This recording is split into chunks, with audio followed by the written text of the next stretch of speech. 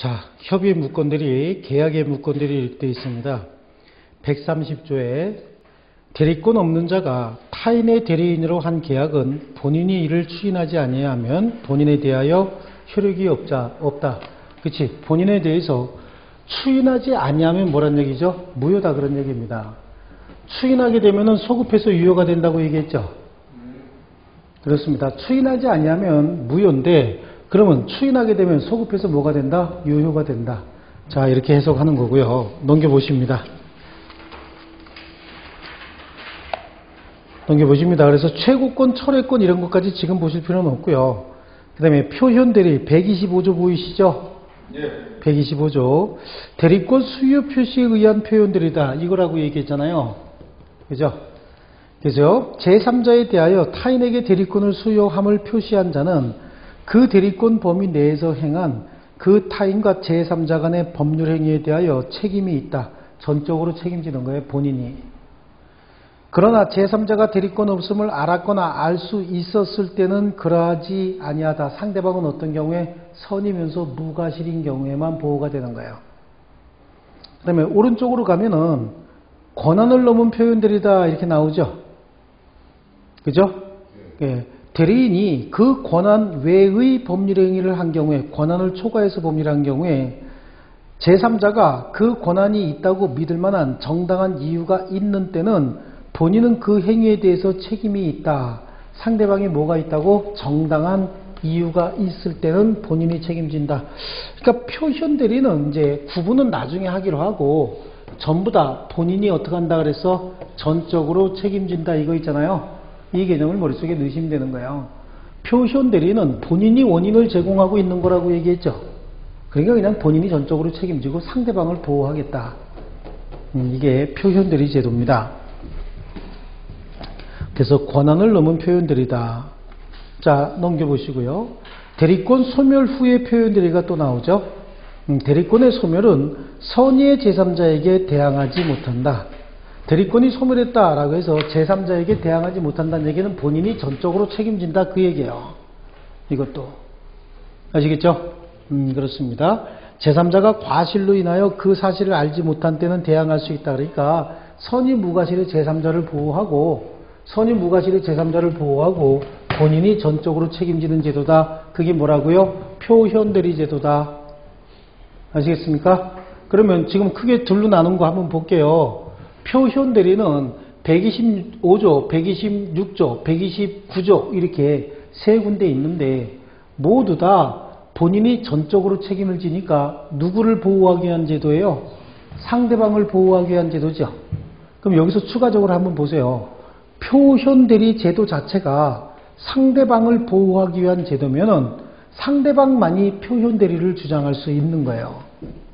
상대방에게 유리한 제도니까 상대방이 표현대리가 자기에게 불리하면 표현대리 주장 안 할 수도 있겠죠.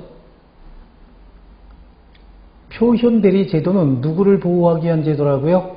상대방을 보호하기 위한 제도예요. 근데 표현대리가 성립하게 되면은 상대방이 불리한 경우도 생길 수 있잖아요. 그럼 상대방이 표현대리 주장 안 할 수도 있죠.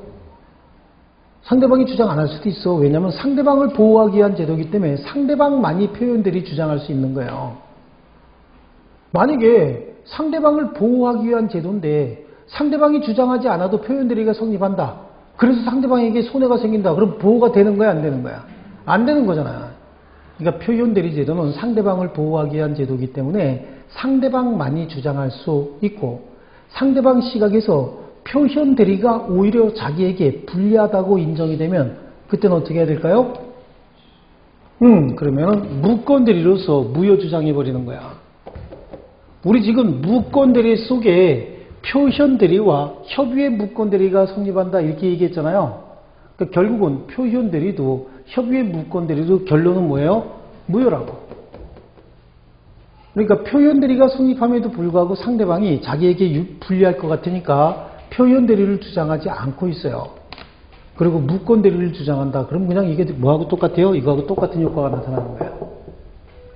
아시겠죠? 다시 한번 정리합니다. 표현 대리는 누구를 보호하기 위한 제도다? 상대방을 보호하기 위한 제도다. 그래서 표현 대리를 주장할 수 있는 자는 누구밖에 없다? 상대방밖에 없다. 아시겠죠? 상대방이 표현 대리 주장하지 않으면 그 누구도 표현 대리 주장할 수 없어요. 상대방이 자신에게 불리하면 표현 대리 주장하지 않고 무권 대리 주장할 수도 있는 거야. 이해되셨어요? 한꺼번에 머릿속에 넣지 마세요. 그냥 천천히 넣으세요. 자, 이렇게 해서 무권 대리까지 이제 마치기로 하고요. 자, 법률 행위에 무효 취소가 나오죠. 자, 지금까지 했던 거 한번 복습하는 거예요. 지금까지 우리가 뭘 배웠냐면은, 잠깐 머릿속으로 한번 정리 한번 해볼게요.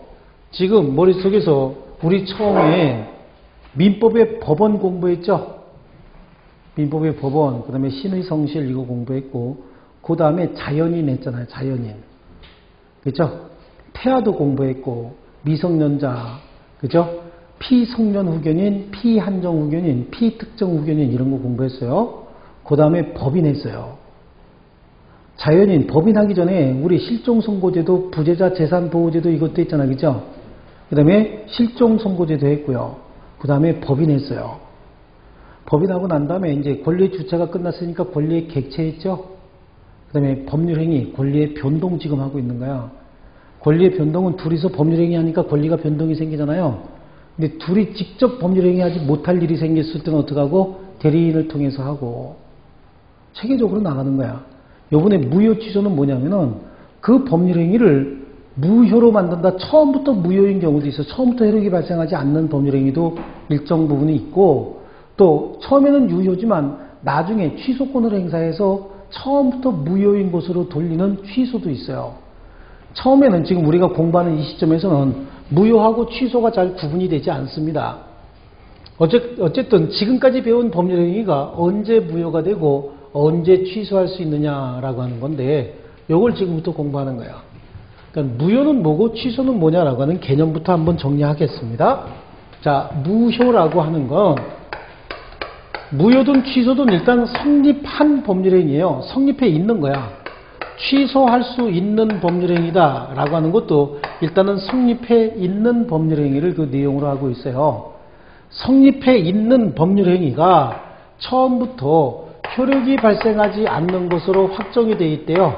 그럼 이걸 무효라고 얘기를 해요. 근데 취소할 수 있는 법률행위라고 하는 것은 성립해서 효력이 잘 발생하고 있다가 취소권자가 법률행위를 취소하게 되면 취소권자가 일단은 뭐라고요? 유효입니다.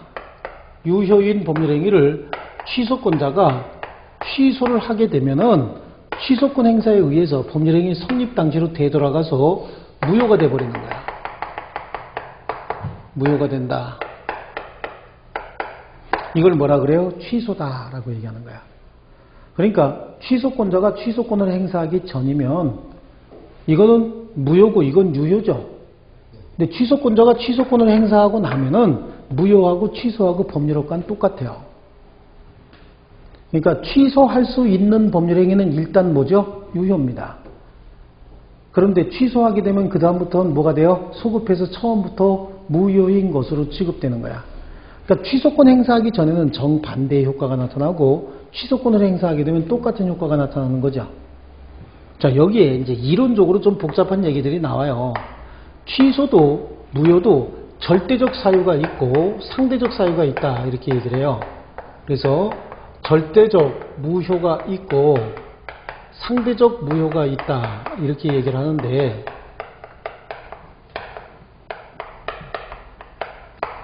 취소도 마찬가지입니다. 절대적 취소가 있고요.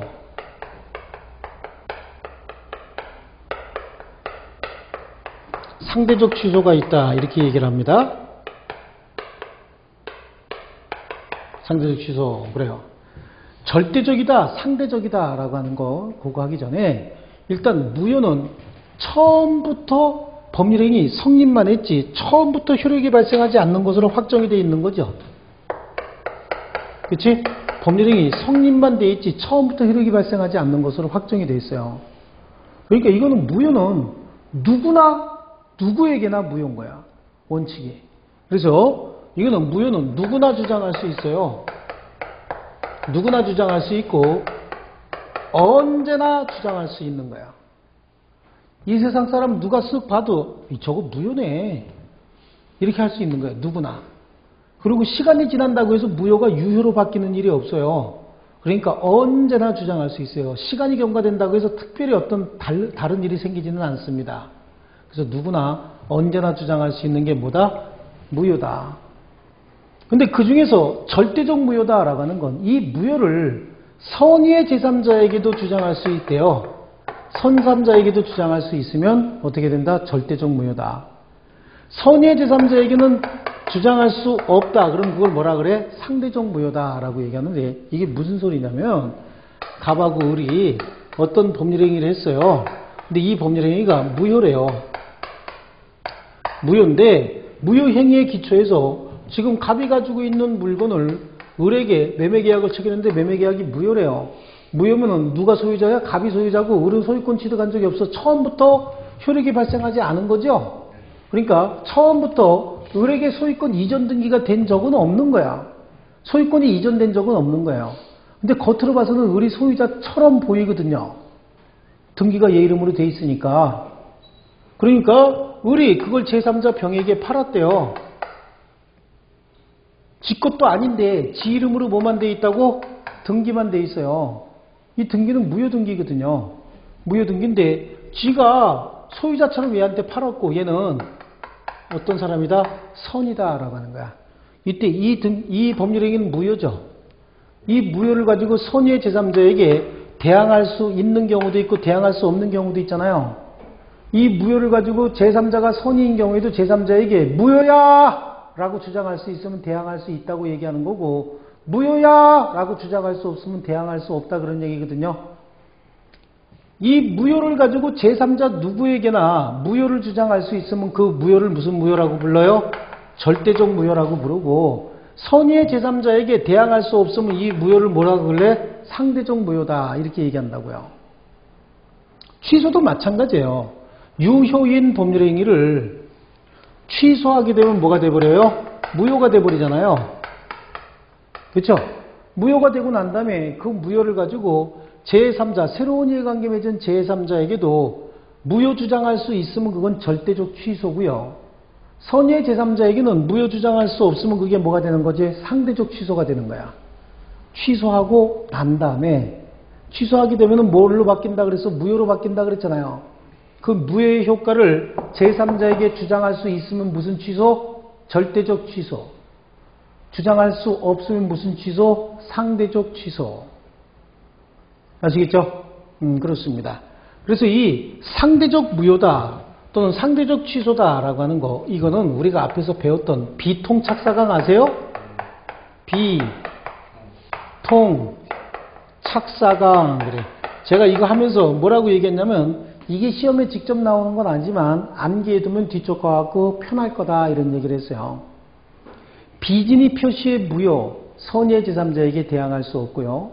통정호의 표시 무효, 선의의 제3자에게 대항할 수 없어요. 착오에 의한 의사표시 취소했답니다. 선의의 제3자에게 대항할 수 없고요. 사기나 강박에 의한 의사표시도 취소해야 해요. 선의의 제3자에게 대항할 수 없다라고 하는 법률 규정을 다 가지고 있죠. 그죠? 또 앞에서 봤던 제한 능력자의 의사표시도 취소할 수 있는 의사표시거든요. 그렇습니다. 그래서 취소 사유는 제착사강 쫓아해 보세요. 제착사강 이것만 취소 사유예요. 나머지는 다 무효 사유입니다. 취소 사유는 법에 딱 정해진 몇 개? 4개밖에 없어요. 뭐요? 제착사강. 절대적 취소 사유에 해당한다. 제한 능력자의 의사표시 절대적 취소입니다. 취소하게 되면 이후의 법률관계 싹 다 무효가 돼버려요. 예를 들어 드릴게요. 지금 갑이 현재 15살 먹은 애예요. 지금 갑이 가지고 있던 자신의 노트북이요.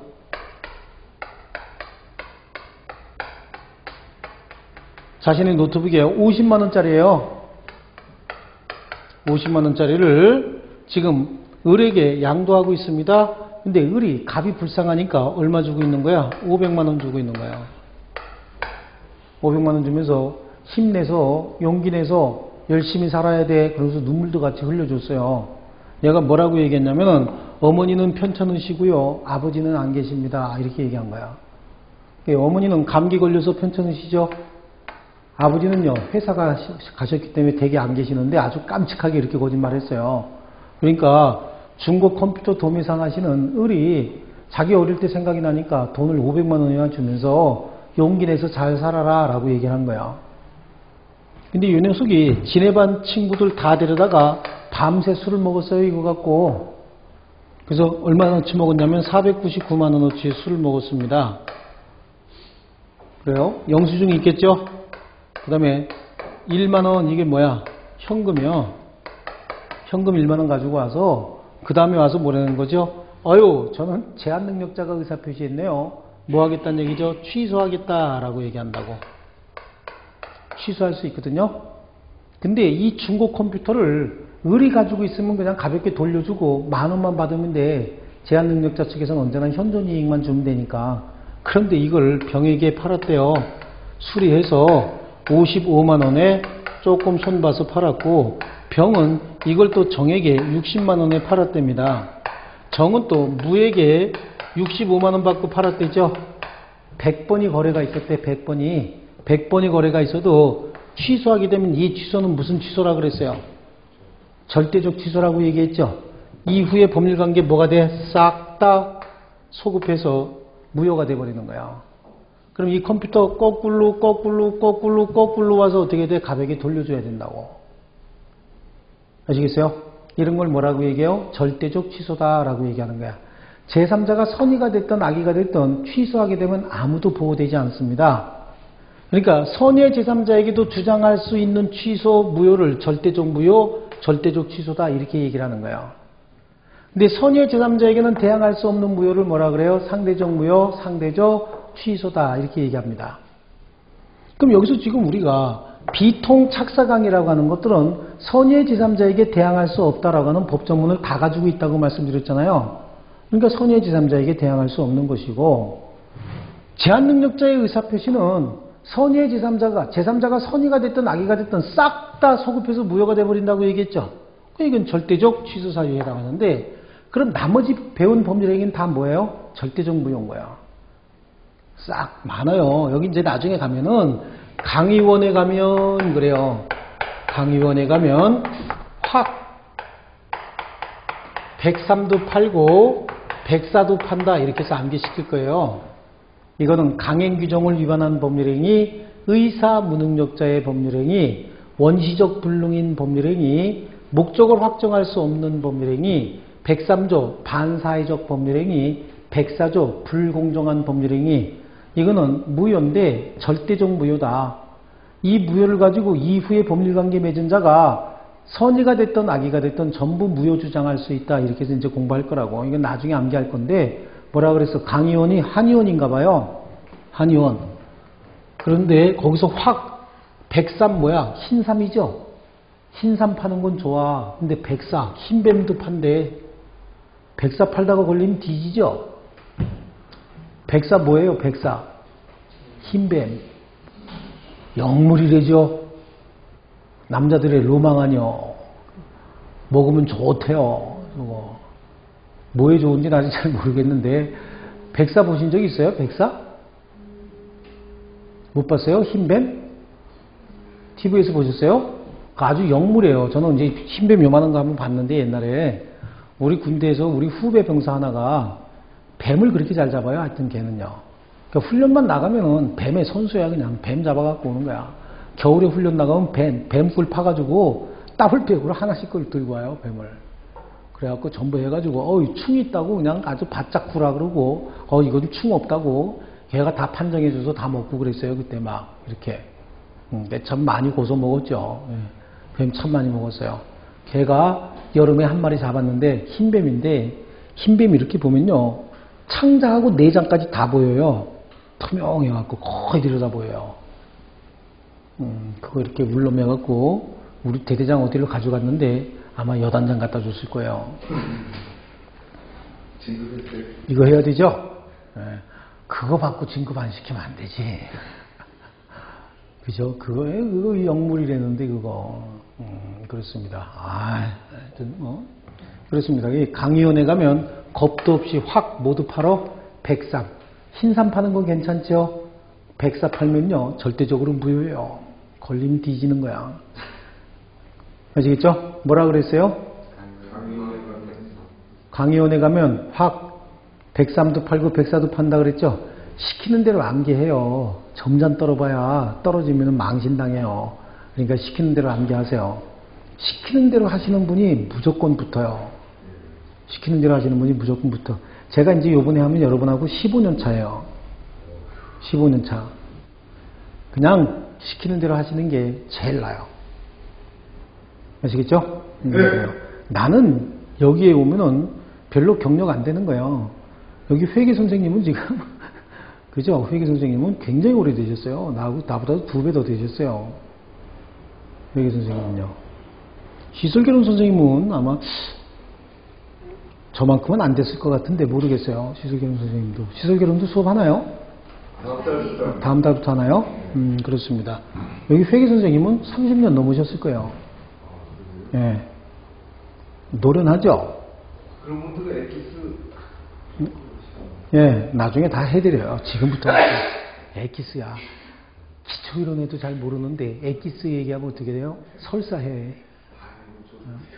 예. 이거 기초 정도 어느 정도 다져지고 난 다음에 엑기스 얘기해야 소화가 되지. 전혀 안 갖춰진 상태에서 엑기스 얘기하면 뭐가 뭔지 하나도 몰라요. 시험 보러 갈 때까지 하나도 모르고 가. 차곡차곡 단계별로 하려는 거 잘 쫓아오면 돼. 그러니까 이번 달에는 복습하지 말려면 복습 안 하면 돼요.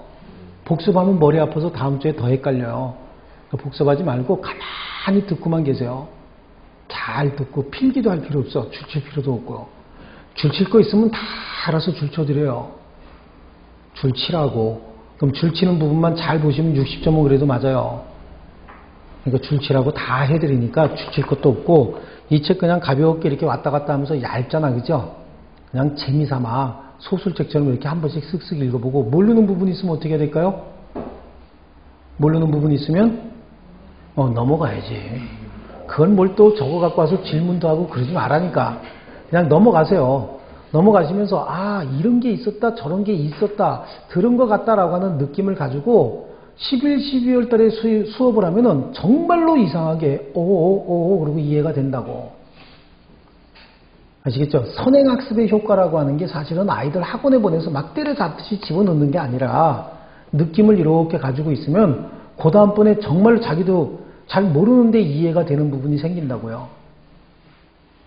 아시겠죠? 이런 거 머릿속에 잘 담아. 그러니까 제일 중요한 게 자기 마음대로 중요하다고 별표해놓고 줄치는 게 중요한 게 아니라 잘 듣는 게 중요한 거야.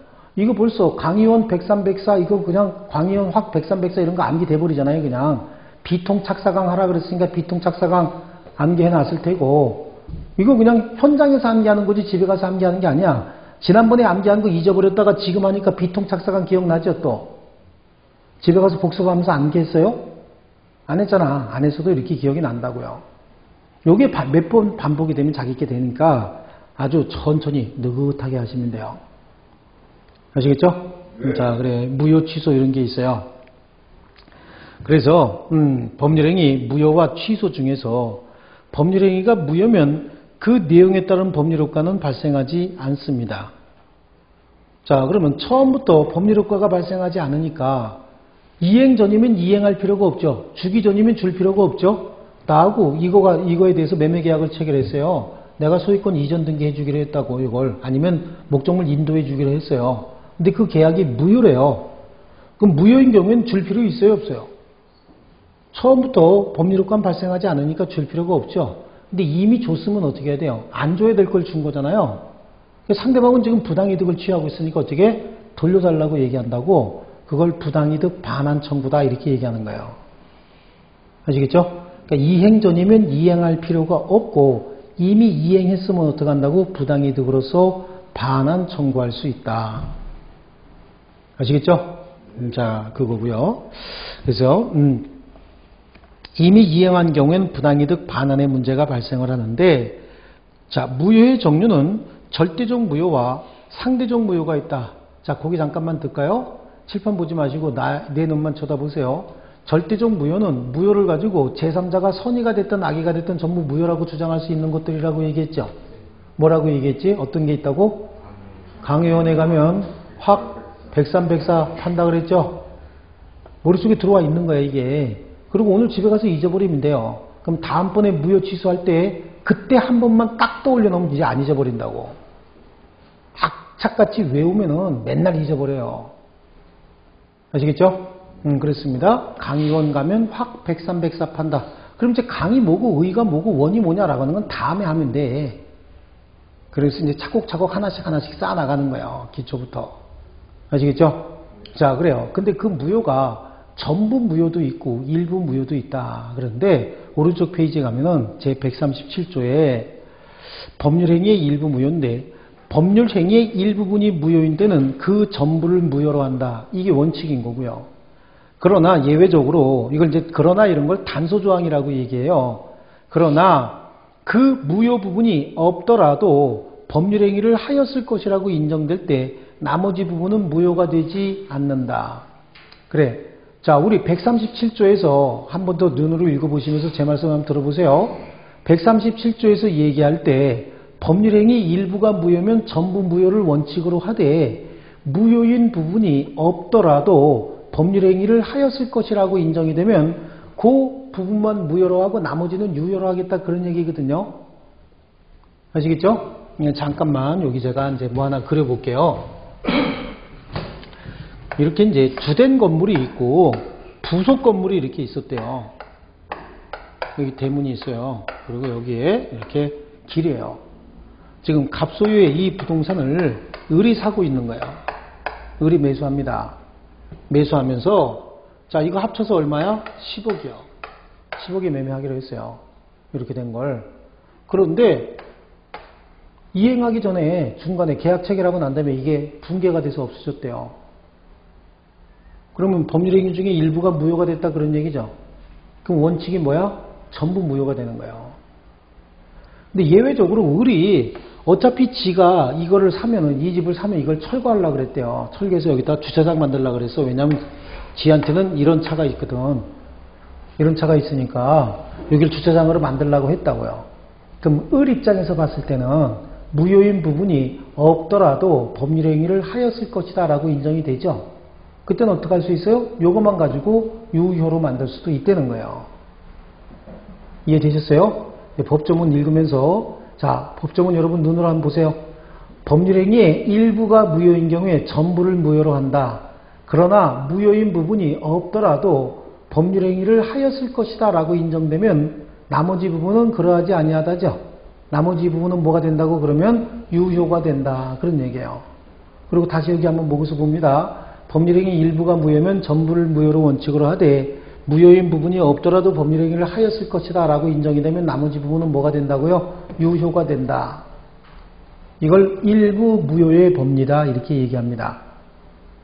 아시겠죠? 자, 그런데 여기서는 원칙이 중요한 거야? 예외가 중요한 거야? 항상 민법은 원칙이 중요해요. 시험도 늘 원칙이 나와요. 그래서 법률행위 일부가 무효면 전부를 무효로 한다. 이것만 알아도 사실은 큰 문제가 없어요. 아시겠죠? 실제 판례도 전부 원칙에 부합되는 판례만 나와요. 민법 선생들 전부 원칙밖에 몰라요. 사실은. 그렇습니다. 자, 보세요. 이게 이제 일부 무효의 법리가 적용이 되려면은 이 법률행위는 분할이 가능한 법률행위에 의해야 한다고. 분할이 가능하다는 얘기는 이거하고 분할해서 처분할 수 있는 물건이죠. 이 경우에는 일부 무효 가지고 일부만의 무효를 주장할 수도 있는데 혹시 이렇게 생긴 건물이에요. 미친 건물이야. 그런데 무효가 된 부분이 여기가 무효가 됐대. 이렇게. 여기가 붕괴돼 갖고 없어졌대요. 이것도 이것만 가지고 유효라고 볼 수 있는 어떤 특별한 사정이 있을까요? 분할이 불가능한 법률행위는 어떻게 하고요? 일부가 무효면 그냥 전부 무효야. 그걸로 끝이요. 근데 일부만 무효로 할 수 있는 경우는 먼저 뭐 해야 된다고? 분할이 가능한 법률행위여야 한다. 복잡하죠?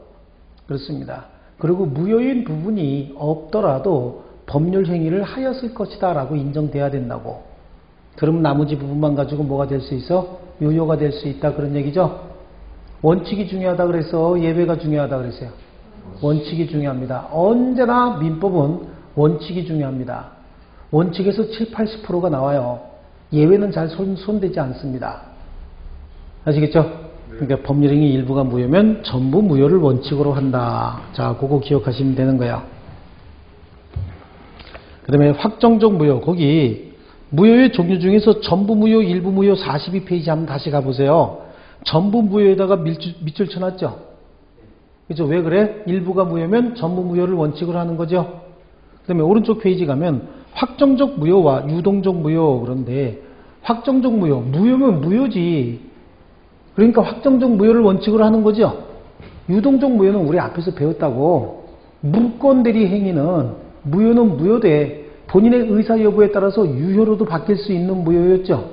그런 무효를 무슨 무효라고 했을까? 유동적 무효라고 얘기했다고. 특별한 경우에만 유동적 무효가 있고 우리 민법에서 정하고 있는 무효는 전부 뭐예요? 확정적 무효인 거예요. 아시겠죠? 그 다음에 그 밑에 보시면 당연 무효와 재판상 무효가 있죠. 그죠? 당연 무효와 재판상 무효가 있다고. 당연 무효에다 줄 쳐놓고 재판상 무효는 줄 안 쳐놨죠. 우리 민법상 무효는 전부 당연 무효예요. 왜 당연 무효일까요? 왜? 책이 안 나와 있으니까 날 쳐다봐야 되겠죠. 책이 없는데 한참 째려보면 거기가 뚫려? 그쵸? 막 영상이 막 이렇게 그냥 떠올라요? 그거 아니잖아. 왜 당연 무효일까라고 하는 거야. 당연 무효는 딱 봐도 무효고 재판상 무효는 무효인지 유효인지 잘 모르기 때문에 판사가 무효라고 때려줘야 무효가 되는 게 재판상 무효라고. 그럼 우리 민법상 무효는 당연 무효다. 왜 당연 무효야? 왜? 민법에 그렇게 정해놨다니까 무효라고. 판사가 안 두들겨도 민법에 무효라고 정해놨어요. 첩계약이 무효예요? 유효예요? 첩계약. 대답하기 참 싫은 거죠. 우리 남자분들은 대답하기 참 싫잖아 그거. 아, 그걸 왜 무효로 했을까 안타깝죠. 근데 그건 무효요. 그건 무효라고. 103조 위반으로 무효예요. 불공정한 법률행위 104조 위반으로서 무효입니다. 이런 거 103조 104조요. 이거는 민법에서 무효라고 정해놨어. 반사회적 행위라고 해서 무효라고 정해놨습니다. 아시겠죠? 그러니까 그건 재판을 받아봐야 무효가 아니라 처 있는 남자가 다른 여자와 부부 생활을 영위하기로 하는 계약이 무슨 계약이야? 첩계약인 거야. 처 있는 남자가 다른 여자와 부부 생활을 하기로 하는 계약을 첩계약이라고 한다고. 첩계약이 유효일까요? 무효일까요? 무효예요? 진짜 무효인가요? 그죠? 이걸 재판 받아봐야 무효야? 딱 봐도 무효야? 딱 봐도 무효인 거야. 우리 민법에서 그렇게 정해놔서 그래요. 그러니까 민법상의 무효는 전부 당연 무효예요. 재판을 받아봐야 무효가 되는 게 아니에요. 아시겠죠? 좋습니다. 그 밑에 보니까 무효의 원인 그러고 나왔는데 무효의 원인 그러니까 반사회적 행위가 103조죠. 그죠? 불공정한 법률행위 104조예요. 강행법규 뭐 여러 가지 나오는데 원시적 불능도 나오고요. 비진의 표시의 무효, 허위 표시 이건 무효죠. 그러니까 절대적 무효하고 상대적 무효 이렇게 나눠놨잖아요. 지금 암기하지 마시고요. 절대적 무효 내가 뭐뭐 있다 그랬지? 절대적 무효 강의원, 확, 103, 104 이렇게 있다고 얘기했죠. 상대적 무효는 비통, 상대적 취소는 착사강. 그죠? 넘겨보십니다. 뒤에 취소 쪽에서 나올 거예요. 자, 넘겨보세요. 무효의 효과 그래요. 무효의 효과는 처음부터 뭐가 발생하지 않는다? 효력이 발생하지 않는다죠. 처음부터 효력이 발생하지 않는다. 부당이득 반환의 문제가 발생을 하는 겁니다. 그런데 이 무효인 법률행위는 추인할 수 있다라고 얘기를 해요. 추인은 추후에 법률효과 인정하는 걸 추인이다 이렇게 얘기를 합니다. 그래서 이 무효인 법률행위는 추인해도 그 효력이 생기지 않는다. 그러나 당사자가 무효임을 알고 추인한 때는 그때부터 새로운 법률행위를 다시 하게 되는 거야. 자, 둘이 한 법률행위가 처음부터 무효였대요. 무효였는데 무효인 법률행위는 추인한다고 해서 유효로 바뀌는 게 아니에요. 처음부터 법률효과가 없었어. 갑하고 을이 어떤 법률행위 했는데 그 법률행위가 무효래요. 처음부터 법률효과가 발생하지 않고 있다 그런 얘기죠. 성립만 했지 법률효과가 발생하지 않고 있는 거에 저거하고 계속해서. 그런데 양 당사자가 나중에 무효인 줄 알면서도 추인하는 거야. 야 이거 유효로 하자 라고 해서 추인한다고 해서 유효로 바뀌는 게 아니라 추인을 하게 되면 이때부터 새로운 법률행위를 다시 하게 되는 거야. 새롭다는 뜻이죠. 새로운 법률행위를 다시 한 것이지 무효인 법률행위가 유효로 바뀌는 게 아닙니다. 뭐가 된다 그랬어요? 새로운 법률행위를 다시 한 게 된다. 아시겠죠? 여기 이제 사례로 가면은 조금 복잡한데 이거는 이제 그냥 가볍게 보기만 하고 넘겨버릴 거예요. 자 보세요. 갑하고 을이 통정 허위 표시했대요. 둘이 짜고서 허위 표시한 거야. 자 갑이 가지고 있는 부동산을 을한테 이렇게 얘기하는 겁니다. 야 네 이름으로 좀 해도 이렇게 얘기하는 거야. 왜 그럴까요? 갑이 이제 투기하려고 그럴 수도 있죠. 지가 산 부동산을 누구 이름으로 좀 해두라고? 을 이름으로 좀 해두라고. 그럼 이 부동산 누구 거예요? 을 이름으로 해두라고 약속을 해서 을 이름으로 등기까지 했대요. 돈은 다 갑이 냈어요. 이 부동산 누구 거죠? 갑 거죠. 아 우리가 샀어요. 제가 샀어요. 사가지고 등기 명의만 동생한테 빌려서 네 이름으로 좀 해둬라. 그럼 그게 동생 거예요? 내 거잖아. 아 뭐가 복잡해 그게. 내가 샀어. 등기가 돼 있으니까. 아니에요. 예, 그 우리가 잘못 알고 있는 거야. 등기는 공신력이 없어요. 등기에는 공신력이 없어요.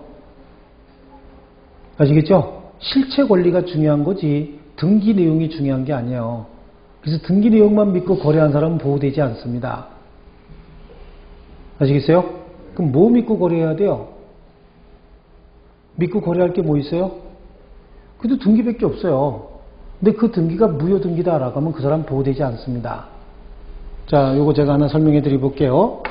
갑이 가지고 있는 부동산이에요. 여러분 한번 생각해 보세요. 합리적으로 생각해 보세요. 갑이 가지고 있는 부동산이요. 갑이 소유권도 가지고 있고요. 갑 이름으로 뭐까지 돼 있었어? 등기까지 돼 있었다고. 근데 을이 지한테 팔을 해요. 근데 을이 안 팔아, 갑이 안 판대. 그러니까 을이 등기부를 위조해 버렸어요. 등기부를 위조해서 지 이름으로 등기를 한 거야. 그럼 이 등기가 말소가 됐죠? 그럼 을이 소유권 취득한 거예요? 아니 뭘 등기부 위조해서 지 이름으로 등기만 갖추면 소유권 취득한 거냐고. 소유권 취득하지 않은 거죠. 하지만 대외적으로 봤을 때는 을이 꼭 소유자같이 보이죠. 그런 거야. 을이 등기부를 위조해서 지 이름으로 등기했대. 그러면 지가 갖고 있으려고 등기했을까? 팔아먹으려고 등기했을까? 팔아먹으려고 등기했을 거라고. 그래서 병에게 양도했습니다. 그래서 등기도 이전해 준 거야. 그럼 병은 소유권 취득해요? 못해요? 못하는 거야. 등기만 갖췄다고 해서 소유권 취득하지 못하는 겁니다. 만약에 병이 와가지고 갑한테 내 이름으로 등기됐으니까 집 좀 비워주시죠. 그러면은 갑이 얘들아 짐 싸서 나가자 그러고 나와야 되겠어? 무슨 강아지 풀 뜯냐고 왜 네 이름으로 등기됐냐고 이 사기꾼 놈들 다 죽인다고 이러고 길길이 뛰겠죠. 갑이 절대 집을 안 비워준다니까. 무슨 말도 안 되는 소리야. 그럼 등기 내용만 믿고 거래한 병이 보호돼야 안 돼? 안 된다니까. 등기 내용보단 실체 권리가 훨씬 더 중요한 거예요. 진정한 권리가. 아시겠죠? 그러니까 지금 부동산을 지금 우리가 살라 그래요. 살라 그러면 가서 눈으로 봐, 안 봐? 아파트 살라 그래. 근데 가서 눈으로 보니까 매도인이 안 살고 딴 사람이 살고 있죠. 그럼 물어봐, 안 물어봐? 물어봐야지. 언제부터 사셨어요? 임차인이신가요? 그럼 내 살고 있는 사람이 무슨 강아지 풀 뜯냐고 내 거라고 얘기하면 그럼 이거 사기친 거죠? 그렇습니다. 이 경우에 진정한 소유자 갑은 을을 상대로 무효등기 말소 청구하고 무효등기 말소 청구해서 둘 다 말소가 되면 등기 회복돼 버리죠? 아주 간단합니다. 여러분 아파트 처음에 살 때 등기부 띄워보고 지금 등기부 띄워봤어요? 안 띄워봤어요? 안 띄워봤죠? 왜 안 띄워보셨어요? 누군가 위조했으면 어떡하려고?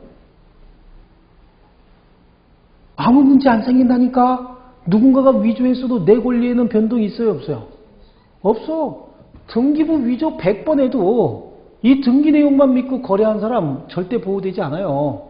진정한 소유자, 실체 권리자가 보호가 되는 거예요. 어떤 놈이 갑자기 와서 집 비워달라면 집 비워줘요, 안 비워줘요? 안 비워준다고. 아시겠죠? 그렇습니다, 이게. 그래서 등기의 공신력이 인정되지 않는 거예요. 우리가 이제 민법을 배우게 되면 그런 감이 생겨요, 슬슬. 머리 더 아파, 더 골치 아파요. 많이 알면 알수록 더 골치 아프고, 많이 알면 알수록 겁이 더 많아요. 근데 등기상에도 소유권이 좀 이렇게 쓸리잖아요. 네. 뭐 이걸 해가지고 네. 소유권을 나래가 그러니까 소유권 표기가 되잖아요. 네. 소유권 이전 등기 이렇게 해가지고. 네. 소유권 이전 등기. 소유권 이전 등기. 네. 공신력이 없대는데 뭘 자꾸만 공신력 부여하고 싶어서 그래요.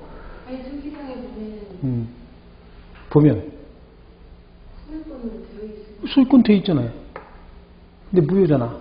아니 관공서에서 발행. 관공서 발행해서 등기부 위조해서 지 이름으로 법원에 가서 등기 격려했다니까.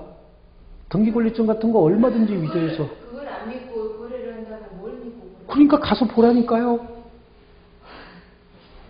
아, 금방 얘기했잖아. 가서 사는 사람. 그러니까 김민정에 확인해가지고 생겨요. 아, 그럼요. 다 보잖아요. 임대차 할 때도 다 가서 보는데 무슨 소리야. 아시겠죠? 아이, 이거 등기 내용만 믿고 거래한 사람 보호 안 돼요. 절대적으로 보호 안 돼요. 등기가 중요한 거야? 실체 권리가 중요한 거야? 아니, 여러분 한번 생각해 보세요. 그럼 등기 내용을 믿고 거래한 병을 보호해야 되겠어? 진정한 권리자 갑을 보호해야 되겠어요? 아니 당연히 진정한 권리자 갑을 보호해야 되는데. 그치요? 그러면 우리가 보통 사람이 확인하기에는. 네. 그러니까 확인하기에는 그 병한테 채무가 있어요. A라는 사람이 병한테 채무가 있어서. 채권이 있어서? 네, 채권이 있어서 뭐 이렇게 떼봤더니 그 사람 소유들 거기 돼 있대. 그래서 떼봤더니 정말 그 사람 소유권이 이전 등기들이 돼 있는 거예요. 그럼 여기다가 강제 집행하죠? 네. 무효요. 이게 무효면 다 무효야. 근데 확인할 길이. 확인할 길은 그건 뭐 자기네가 할 수 없지. 그것까지 얘한테 책임지라 그러면 돼요? 그것까지 갑이 책임져야 되겠어? 아우, 내 부동산에 무효 등기가 있으니까 내가 책임지겠습니다. 천만의 말씀이요. 그건 지들끼리 알아서 할 일이야. 그건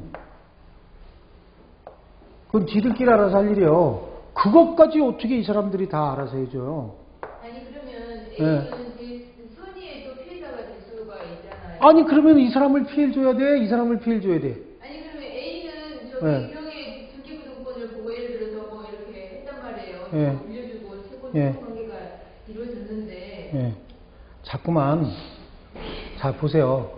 그럼 여기서 A를 보호하려면 누가 손해를 봐야 되죠? 갑이 손해 봐야 되잖아요. 그건 보완할 수 있는 건 없나요? 없어요. 아니 둘 중에 하나. 이 부동산은 하나야. 부동산은 하나인데 A를 보호하게 되면 이 사람이 손해 볼 수밖에 없잖아요. 이 사람을 보호하면은 이거 하나 가지고 이 사람을 보호하면 이 사람 손해 봐야 되죠? 그럼 누구 보호해야 돼? 여러분 생각에. 네, 당연히 갑을 보호해야 돼. 그럼 이 사람들을 자꾸만 얘기하면 안 되지. 이건 무효라고. 그래서 등기의 공신력이 없는 거야. 무효 등기고 무효 등기라니까. 네. 아, 그러니까 여러분들이 생각하는 게 내가 자꾸만 얘기하잖아. 여러분이 사회생활을 통해서 터득한 걸 빨리 바꿔야 민법의 점수가 나온다고요. 잘못 알고 있는 게 굉장히 많아요. 실제로. 그러니까 판결문 보고서 맨 하는 소리가 이 대법원, 법원, 이 판사, 이 새끼들 수많은 나쁜 놈들이라고 돈 받고 있다고 판결했다 그러는데 전혀 법을 모르니까 그런다고. 법의 구조는 다른 거예요. 여러분 생각에 이 사람 참 억울해 보이죠? 이 사람 굉장히 억울해 보이네. 얘가 더 억울해 보여, 얘. 얘는 지금 무효등기를 믿고 돈 다 주고 산 사람 아니에요. 얘가 더 억울한 거예요, 얘가. 그럼 얘를 보호하게 되면 이 사람이 보호가 돼야 안 돼? 부동산은 하나야. 그쵸? 부동산 하나인데 이 사람을 보호해야지. 이 사람 보호하면 안 되잖아요. 만약에 이 등기 내용을 신뢰한 사람들을 보호한다. 그럼 우린 아침 저녁으로 등기부 띄워봐야 되죠. 어떤 놈이 등기부 무효로 등기부 위조해서 지 이름으로 했나 안 했나 그거 확인하고 바뀌는 순간 열렬 제껴놓고 등기소 가갖고 이거 무효라고 주장해야 될 거 아니냐고. 근데 우리가 살 때 한 번 딱 등기해놓고 한 번도 등기부 안 띄워보는 이유가 뭐예요? 실체 권리의 변동이 없고 등기만 이전이 됐다라고 해서 실체 권리가 침해되는 게 아니기 때문에 그런 거예요. 그러니까 한 번도 안 띄워봤죠. 여러분들은 왜 한 번도 안 띄워봤어요, 여태까지? 그러면 실체 권리 확인을 어떻게 해야 되죠? 실체 권리 확인은 조금 아까처럼 가서 확인하라니까. 예. 실체 권리 확인은 조금 아까처럼 가서 확인해야 돼요. 살 때. 지금 살고 있는 사람이 누구요? 을이야. 을. 이 경우에는 할 수 없어. 당하는 수밖에 없어요. 그래서 중개업자들이 당하는 게 그거라고. 이게 보시면 이 개념이 원래 갑소유 부동산이요. 소유자가 갑이에요. 근데 을이 세입자인가 이게 이제 을이 적극적으로 사기치려고 이렇게 한 거야. 월세를 내요. 월세라고 해서 깔세라는 게 있어. 깔세. 그래서요. 이게 만약에 5억짜리 부동산이에요. 5억짜리. 그러면 이게 이제 보통 보증금 1억에 월세 한 200 이렇게 받잖아요. 근데 얘가 뭐라고 얘기하냐면 1년분 300만 원씩 해서 3,600만 원 다 드릴 테니까 1년만 삽시다 이렇게 한다고. 그럼 집주인은 별로 손해볼 거 없죠? 성금으로 받아버려. 3,600만 원을 성금으로 확 받아버려요. 그럼 받아. 그럼 어떻게 되는 거야 지금? 얘가 그쵸? 3,600만 원 다 받았으니까 1년 동안 안 나타나겠죠? 제가 알아서 다 수리하고 고쳐서 살 테니까 걱정하지 마세요. 그러면 안 나타나요 얘가. 그럼 얘가 집주인 이제 인적사항이고 뭐고 다 알았죠? 그럼 어떻게? 주민등록증 위조해. 주민등록증 위조해서 얘 등기 관련 서류 위조한다고 등기권리증하고 위조해요. 그래서 지 이름으로 소유권 이전 등기 서류를 꾸며. 그럼 등기부에 어떻게 나타나냐면 1. 갑이 소유자요. 2. 을이 소유권 취득했죠. 이전 등기 이렇게 된다고. 법원 등기부에 이렇게 된다고. 그러면 얘가 제3자 병에게 팔죠. 그죠? 그렇게 된다고. 병이 집에 갔는데 누가 살고 있어 지금? 을이 살고 있잖아요. 그러니까 소유자가 직접 살고 있구나. 그리고 샀어. 그래도 보호 안 돼. 이래도 보호 안 된다고. 이게 사기꾼들이 이렇게 하는 거야. 이런 거에 걸리면 코피 쏟아지는 거예요. 아시겠죠? 옛날엔 이런 게 굉장히 많았어요. 옛날에 주택 재개발 재건축 사업 같은 거 하면은 이렇게 재개발 재건축 사업을 하게 되면은 꼭 사기로 구속되는 사람들이 꼭 있죠. 조합장들 이런 사람들 사기로 구속이 되는데 그 사람들이 돈을 띄어서 사기로 구속된 게 아니야. 도로 부지 같은 거 이런 거 있잖아요. 도로 부지 이거 사유지예요, 사유지. 그럼 소유자가 있는데 처음에 이 도로를 갖다가 분할해서 여기 지금 이렇게 6집이 여기서 집을 지면서 도로를 내잖아요. 그럼 6집에서 이거 지분이 6분의 1씩 다 있는 거예요, 이 사람들이. 근데 나중에 팔고 가잖아요. 팔고 가면 요거만 팔고 가, 요거만. 도로 지분은 안 팔고 가요. 이게 20년, 30년 이렇게 지나잖아요. 그 20년, 30년 지나면은 전부들 이건 도로라고 생각을 하고 요거만 팔고 간다고. 그럼 최초에 6분의 1씩 지분 갖고 있던 6사람 있잖아요. 이 6사람들이 사망을 해서 그럼 그 자녀들이 이걸 갖게 되죠. 자녀들이 상속받아야 될 거 아니에요. 근데 그걸 잘 안 찾아지면 애들이 어떻게 등기부 위조해갖고 조합장들이 지 이름으로 해버리는 거야. 몇 명 브로커하고. 옛날에는 이거 등기부 위조 잘했어요. 진짜 잘했어요, 이거. 그래서 지 이름으로 등기해요. 그래서 어떻게 되는 거야, 이거? 분양권 하나씩 이렇게 받는 거야. 재개발, 재건축할 때. 등기부 위조 아무것도 아니었어요, 옛날에요. 지금도 마찬가지야. 지금도 몇 년 전에 우리 법원 등기소 전산망 해킹돼갖고 누군가 뚫고 들어가갖고 이거 다 수정하고 막 이런 장난질 쳤었잖아요. 지금도 마찬가지야. 지금도 해커들이 들어가갖고 얼마든지 이거 뚫고 들어가갖고 63빌딩 지 이름을 해버릴 수 있어요. 그럼 우리가 볼 때는 지금 뭘 보고 확인해? 전산망의 등기부 보고 확인하잖아요. 대한생명에서 아무개로 바뀌었네. 그래서 걔하고 거래했대요. 그럼 가서 대한생명 나가야 그래야 되겠어? 못한다고. 아시겠죠? 그걸 뭐라고 얘기해? 등기의 공신력이 없다라고 얘기한다고. 등기 내용만 믿고 거래한 제3자는 보호가 된다, 안 된다? 안 된다. 등기 내용만 믿고 거래한 제3자는 보호되지 않는다. 아시겠습니까? 그렇게 얘기하는 거예요. 자, 보세요. 그러니까 지금 여기서 보세요. 이제 여기서. 갑 소유의 부동산, 갑이 샀어. 갑이 샀다고. 근데 지 이름으로 등기하기 싫으니까 지 동생 이름으로 등기해놨다고. 누가 소유자요? 갑이 소유자인 거예요. 갑이 소유자인데 을한테 명의신탁 이렇게 해놨죠. 그죠? 그럼 형은 지금 을은 소유권이 있어요, 없어요? 없어. 근데 겉으로만 지금 소유자처럼 보이고 있죠. 그럼 지금 둘이 갑거를 매매 형식을 통해서 을 이름으로 등기를 했어. 근데 진짜 매매가 있었던 거예요, 없었던 거예요? 진짜 매매가 아니고 무슨 매매야 이게? 가짜 매매, 가장 매매라고. 이 가장 매매가 무효니까 등기도 무효예요. 그럼 현재 소유자 누구예요? 갑이야. 그러면 진짜 매매가 아니고 가짜 매매야. 이름만 네 이름으로 하는 거야. 그랬잖아. 그러니까 갑이 을한테 매매대금 청구할 수 있어요, 없어요? 을은 갑에게 매매대금 지급할 의무가 있어요, 없어요? 없잖아요. 그런데 둘 다 잘 알고 있어. 받을 것도 없고 줄 것도 없다는 거 잘 아는데 어느 날 갑자기 갑이 을한테 야, 네가 그냥 대금 줄래? 그랬더니 을이 받을래? 그리고 대금을 줘버린다고. 이게 뭐야? 무효인 줄 알면서 대금을 주고받는다는 얘기는 추인한다 그런 얘기예요. 그럼 지금까지는 누가 소유자요? 갑이 소유자고 대금을 주고받고 나면 이때부터 누가 소유자가 되는 거야? 을이 소유자가 되는 거야. 무효가 유효가 되는 것이 아니라 이때 새로운 법률 행위를 다시 한 거야. 아시겠죠? 이걸 뭐라 그런다고? 무효행위의 추인이다 이렇게 얘기하는 거예요. 아시겠죠? 됐어요. 그러니까 여러분 지금 잘 안 바뀌어요. 특히 사회생활을 맹렬하게 하신 분들이 잘 안 바뀌어요. 근데 그건 어쩔 수 없어. 그렇지? 이렇게 되면 이제 세상에 믿을 놈 하나도 없네 이런 생각도 들어요. 이제. 근데 할 수 없어요. 근데 이 관념이 어느 정도 이렇게 딱 바뀌고 나면 왜 그런지를 터득하게 돼 있어요. 금방도 말씀드린 것처럼 우리가 집 사면서 등기부 한번 딱 띄워보고 등기부 한 번도 안 띄워보는 이유가 뭐예요? 딴 놈이 내 등기부 위조해서 별짓을 다 해도 내 권리는 침해가 된다 안 된다? 안 되는 거야. 만약에 등기부가 위조가 되면 내 권리가 침해가 된다 그럼 우리 불안해서 못 살아요. 그럼 매매가 이러면 그 당시에도 그 등기를 어떻게 믿어요? 그러니까 못 믿는다니까. 그 보안칙이 있어야죠. 보안대책이 이제 당사자들이 알아서 권리관계 스스로 입증해야 돼요. 근데 그게 또 사실은 해먹으려고 드는 놈한테 꼼짝 못해요. 할 수 없어. 그래서 지금 등기 권리증보다는 전산 등기부를 자꾸만 활용하고 모든 걸 전산화하고 해킹 못하도록 자꾸 막아놓고 하는 이유가 그런 거예요. 종이로 된 등기부는 얼마든지 위조할 수 있어요. 돈도 위조하잖아, 돈도.